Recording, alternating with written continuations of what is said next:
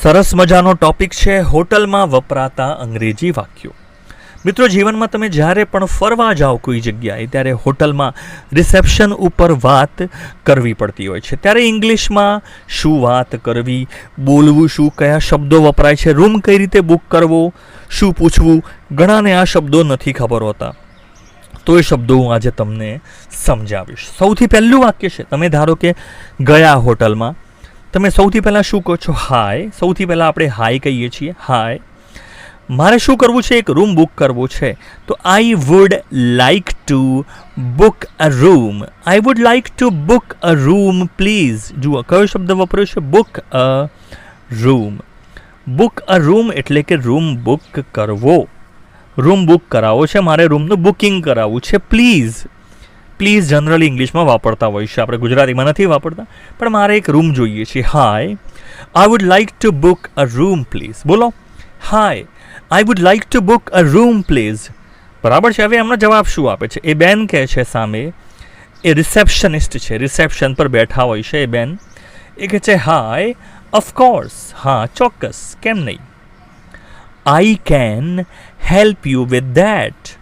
હું તમારી ચોક્કસ એમાં મદદ કરીશ. When are you planning to check in? When are you planning to check in? હવે શબ્દ કયો વપરાયો છે ખાસ જુઓ. શબ્દ છે ચેક ઇન. Check in. હોટલમાં તમે જે સમયે રહેવા માટે આવો, બરાબર છે, જ્યારે તમે કહો કે હું આ ટાઈમે આવવાનો છું, એને ચેક ઇન કહેવાય છે. અને જ્યારે તમે ત્યાંથી નીકળો રૂમ છોડીને, હોટલમાં રહેવાનું પૂરું થઈ ગયું, અને ચેક આઉટ કહેવાય છે. તો બેન કહે છે કે હા ઓફકોર્સ, હું તમારી મદદ કરીશ. I can help you with that. Van are you planning to check in? તમારું ચેક ઇન કરવાનું પ્લાનિંગ ક્યારે છે? તમે ક્યારે ગોઠવી રહ્યા છો આવવાનું, એવું એ પૂછી રહ્યા છે. જવાબમાં આપણે શું કહીએ છીએ? I will be checking. ધારો કે તમે કહો છો કે હું 5મી સપ્ટેમ્બરે આવવાનો છું. I will be checking in. જુઓ શબ્દ ફરીથી કયો શબ્દ વાપર્યો છે? Checking in. ચેક ઇન ક્રિયાપદ છે, check in. I will be checking in on the 5th of the September. હું 5મી સપ્ટેમ્બરે આવવાનો છું. અથવા તમારે એવું કહેવું છે કે હું આજે જ, ચલો અત્યારે જ બુકિંગ કરાવવા માગું છું, એવું પણ તમે કહી શકો છો. એ કિસ્સામાં તમે શું કહેશો? I wish to check in now. I wish to check in now. મારે હમણાં જ ચેક ઇન કરવું છે, હમણાં મારે તાત્કાલિક અત્યારે જ બુકિંગ કરાવવું છે, હાલ જ રહેવા અત્યારે આવ્યો છું.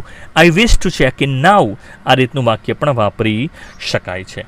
હવે આ કિસ્સામાં એ બેને ચેક કરવું પડશે ને કે રૂમ ખાલી છે કે નથી ખાલી, એ ચેક કરવું પડે એમને, પછી આપને એ કહેતા હોય છે. તો બેન શું કહે છે? ગ્રેટ. શું કહે છે? ગ્રેટ મતલબ સરસ, જોરદાર. And how long. જો હાઉ લોંગ એટલે કેટલા સમય સુધી. ઇંગ્લિશમાં હાઉ લોંગ વપરાય છે કે કેટલા લાંબા સમય સુધી, કેટલા દિવસો દરમિયાન તમે રહેવાના છો, કેટલા દિવસ સુધી રહેવાના છો. How long will you be staying? Great. And how long will you be staying? તમે કેટલા સમય સુધી રોકાણ કરવાના છો. તો હવે આપણે શું કહીએ છીએ સામે? I will be there for 3 nights. I will be there for 3 nights. જુઓ 3 નાઇટ લખો અહીંયા કે 3 દિવસ, તમારી જે ઈચ્છા હોય. ભાડું તો 3 દિવસ પ્રમાણે જ થવાનું છે, 24 કલાકનું જ ભાડું લાગતું હોય છે, 24 કલાક. I will be there for 3 nights. હું 3 રાત્રિ રોકાવાનો છું. બરાબર છે. એ રીતનું આપણે કીધું કે 2 દિવસ હોય તો 2 nights કહી શકો. અઠવાડિયું હોય, જેટલા દિવસ હોય તમે એ રીતે અહીંયા દિવસો અથવા નાઇટ્સ મૂકી શકો છો. હવે સામે પેલા બેન શું કહે છે? પહેલાં એમને જુઓ શું કહે છે. હવે લેટ મી ચેક. પહેલાં તો મને ચેક કરવા દો કે એ દિવસ દરમિયાન 5મી સપ્ટેમ્બરે અથવા આજે. Let me check. લેટ એટલે મને, લાવું આ વસ્તુ કરું. Let me check if we have rooms available. લાવું ચેક કરી લઉં, પહેલાં કોમ્પ્યુટરમાં જોઈ લઉં કે we have rooms available four those dates. બરાબર છે. એટલે લાવું ચેક કરી લઉં કે તમે જે દિવસ કીધો 5મી સપ્ટેમ્બર અને પછી બીજા 3 દિવસ, એ દિવસ દરમિયાન અમારા રૂમ અવેલેબલ છે કે નહીં એવું ચેક કરી લઉં. ધારો કે આજની વાત છે, મારે હાલ જ બુક કરાવવું છે, તો એ કિસ્સામાં શું કહેશે? Let me check if we have rooms available. અને આ પાછળનો જે ભાગ છે ખાસ જુઓ, આ જે ભાગ છે, 1 મિનિટ, કયો ભાગ કહું છું હું તમને? આ જે ભાગ છે ફોર ડેટ્સ, આ ભાગ નીકળી જશે. હું હાલ રહેવા માટે આવ્યો છું, તો એ બેન શું કહેશે અત્યારે? Let me check if you have rooms available. હું જોઈ લઉં કે રૂમ્સ અવેલેબલ છે. બરાબર છે, અત્યારની વાત હોય તો. ચલો આગળ. હવે બેન શું કહે છે? યસ. હા, મેં ચેક કરી લીધું. Yes. We have rooms available. We have rooms available, મતલબ અમારી પાસે રૂમ અત્યારે ખાલી છે, હાજરમાં છે, અમારી જોડે રૂમ અવેલેબલ છે. હવે શું કહે છે? વુડ યુ લાઈક વન એટલે રૂમ માટે વપરાયું છે. વુડ યુ લાઈક વન અથવા would you like the room with air conditioning, તમારે રૂમ એસીવાળા જોઈએ છે. વુડ યુ લાઈક એટલે તમને આ વસ્તુ ગમશે, તમને ચાલશે. Would you like one with air conditioning, તમારે એસીવાળા જોઈએ છે, બરાબર છે, એ રીતનો પ્રશ્ન પૂછ્યો છે. તો હવે તમે શું કહો છો? જવાબમાં તમે કહો છો કે યસ, હા, યસ, આઈ વુડ પ્રિફર.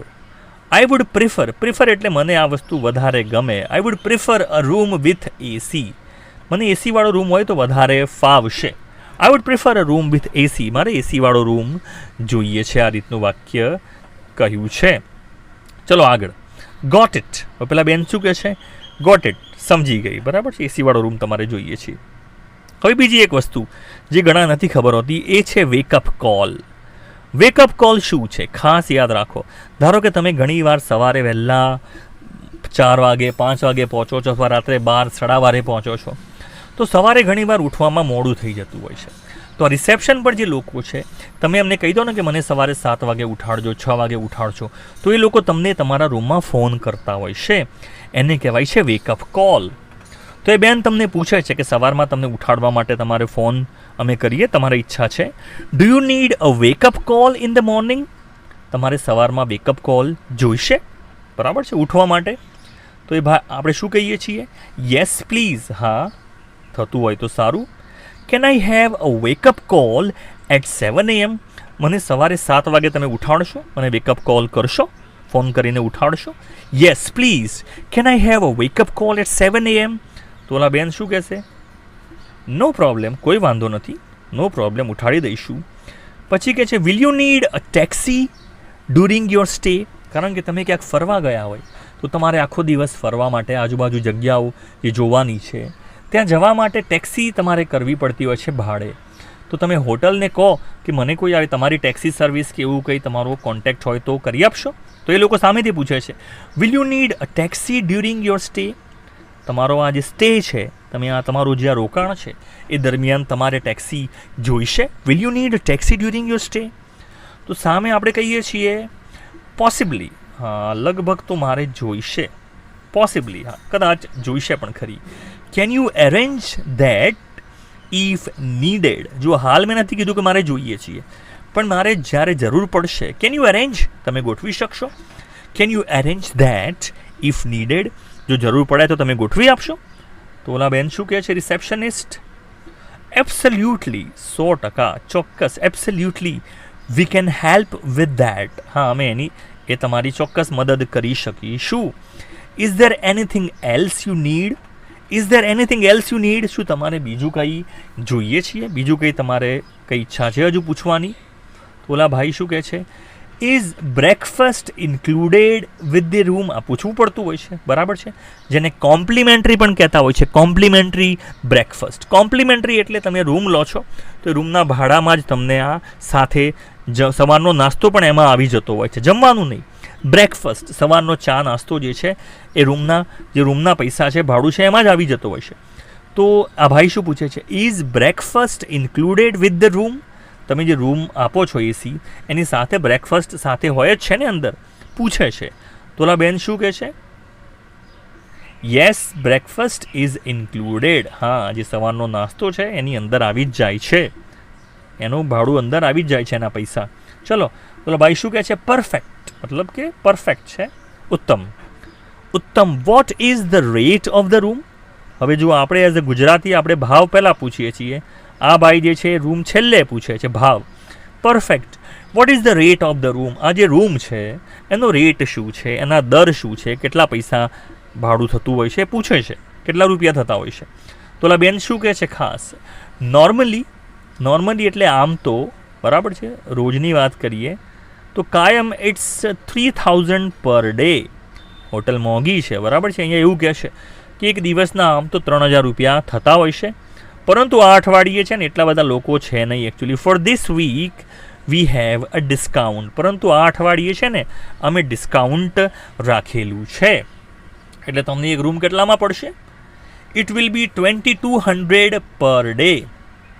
એક દિવસના 2200 રૂપિયામાં આ રૂમ જે છે તમને પડશે, બરાબર છે. એસી રૂમ છે અને નાસ્તા સવારનો એમાં આવી ગયો એની સાથે. ગ્રેટ, પેલો ભાઈ શું કહે છે? ગ્રેટ, જોરદાર. I would like to go ahead.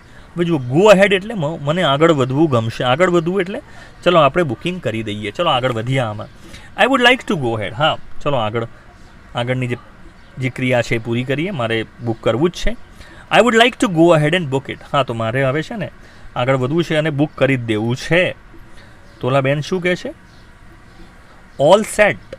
All set મતલબ કે યસ, તમે જે કીધું એ પ્રમાણે બધું જ મેં ધ્યાનમાં લઈને રૂમ તમને બુક કરી દીધો છે. Your reservation is confirmed. Your reservation is confirmed એટલે કે જો તમે 5મી તારીખે માટે જે રિઝર્વેશન શરૂઆતથી બુકિંગ કરાવ્યું છે એ હોય તો આ વાક્ય આવશે કે તમારું રિઝર્વેશન 5મી તારીખનું કન્ફર્મ થઈ ગયું છે, બરાબર છે. અમે બુકિંગ કન્ફર્મ કરી દીધું છે. ઘણી જગ્યાએ એડવાન્સ આપવું પડતું હોય છે. 20%, 30% જેટલા પૈસા એડવાન્સ આપી દેવા પડતા હોય છે.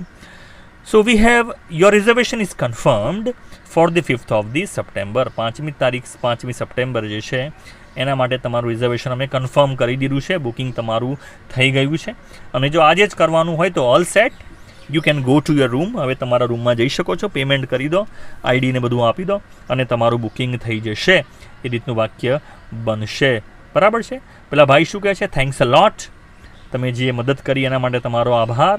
પેલા બેન શું કહે છે? You are welcome. You are welcome, તમારું સ્વાગત છે.